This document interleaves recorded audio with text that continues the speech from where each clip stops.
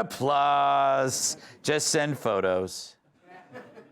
Happy St. Patrick's Day. What a spectacle, huh? In Times Square, crews spent the afternoon dyeing all the urine green.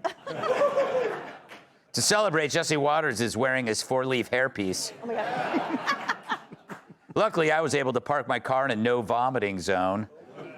And Bill Clinton was at the parade. He wore a Kiss Me, I'm Irish button on his fly. Worked before. I'm like that. On Saturday, Donald Trump was hit in the face by a reporter's microphone while speaking. Now he knows how Stormy Daniels felt. You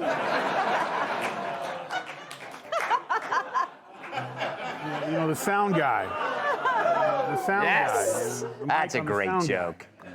A fisherman from Peru survived being stranded in the ocean for 95 days by eating insects, birds, and sea turtles, which proves one thing: he's a horrible fisherman. What's your problem, dude? A professor is suing his school for losing a 380-million-year-old fossil that ended up in the garbage. Yeah, I was wondering where Geraldo went. Oh.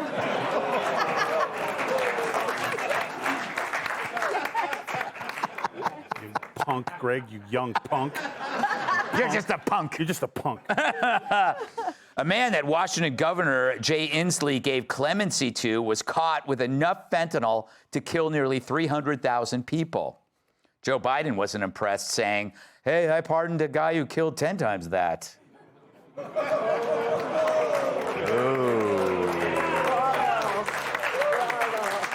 Snow White premiered in Los Angeles on Saturday. It's the worst thing to happen to this city all year, said firefighters.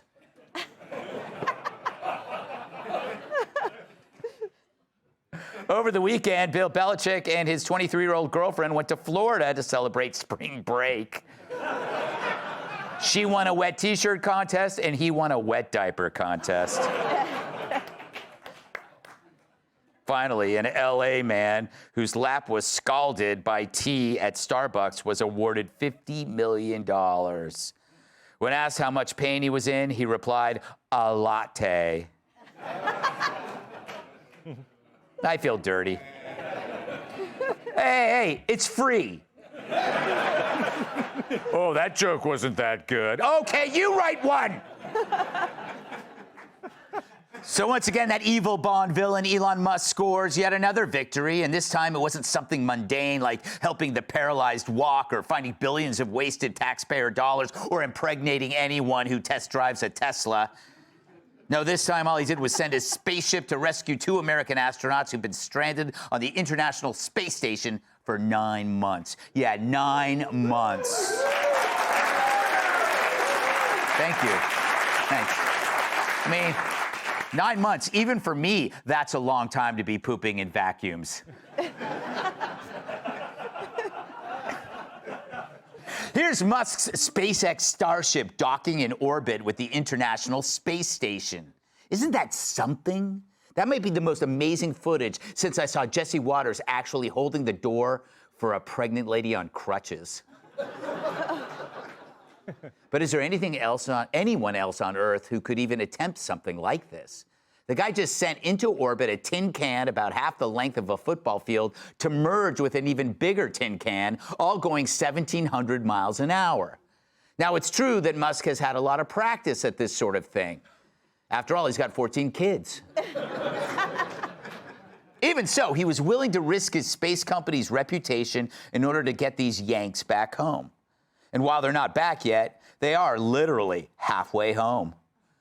But it's like I said after I got that Korean houseboy through customs. The hard part is over.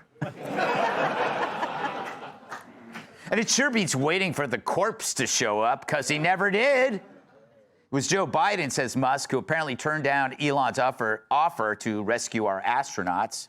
I wonder if it had anything to do with the offer coming before November 5th. So Biden was willing to leave our people in space as if they were billions in military gear in Afghanistan. Here's one of the astronauts thanking Musk and Trump ahead of the mission. All of us have the utmost respect for Mr. Musk and obviously respect and admiration for our President of the United States, Donald Trump. We appreciate them. We appreciate all that they do for us, for human spaceflight, for our nation. And we're thankful that they are in the positions they're in.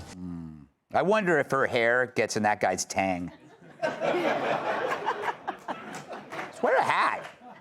So while Team Trump's superhero was saving astronauts, what were the Dems up to?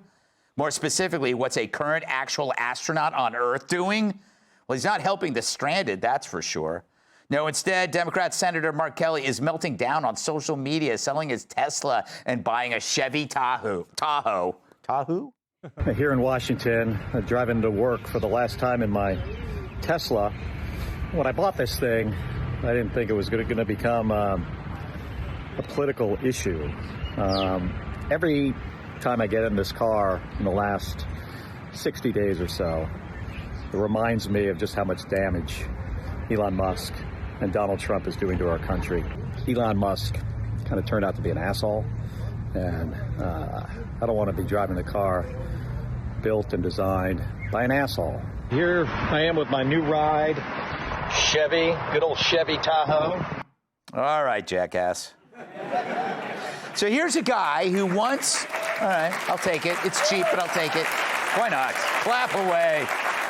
But here's a guy who once pretended to care about the environment, saying that climate change was an existential threat. And now, for some cheap political attention, he's burning bridges and fossil fuels. Could there be a clearer contrast between a team that gets things done and a team that is all narrative and posing? It's insane. Mark Kelly may be one of the few people who could appreciate what it's like to be stranded. He's a frickin' astronaut and a military vet. It's kind of telling that Kelly had to be a quality person at some point, and now he's leading the mob against Musk. A mob that vandalizes Teslas, spray paints swastikas and the word Nazi on dealerships. So maybe it isn't really about Kelly, it's about what the current Democrat mindset does to people, even seemingly decent people. I mean, Senator Kelly, the guy you're vilifying is rescuing astronauts who are your people, and you've resorted to a theater kid tantrum that elevates the worst rather than hope for the best. It's funny, 10 years ago, this rescue mission would be wall-to-wall coverage. It would be a national shared event like the moon landing, except this one would be real. I know. Now, it's not even worth a mention on legacy media. Of course, if the astronauts don't make it back, then it'll be all over the news, because in their minds, bad news under Republicans makes great news for them. So you got to ask, what sort of phenomenon roots against American heroism to a point where it makes an astronaut dump on a guy who's rescuing other astronauts? The answer is a party whose ideology roots against shared risk, bold moves, and national aspirations. It rails against actual action in favor of choreographed, phony outrage. It's a party that managed to turn Mark Kelly into whatever that is. Mark Kelly isn't Mark Kelly anymore. I guess the left can say they at least accomplished that. They turned an astronaut into just another ass. Hey, Sean Hannity here. Hey, click here to subscribe to Fox News YouTube page and catch our hottest interviews and most compelling analysis. You will not get it anywhere else.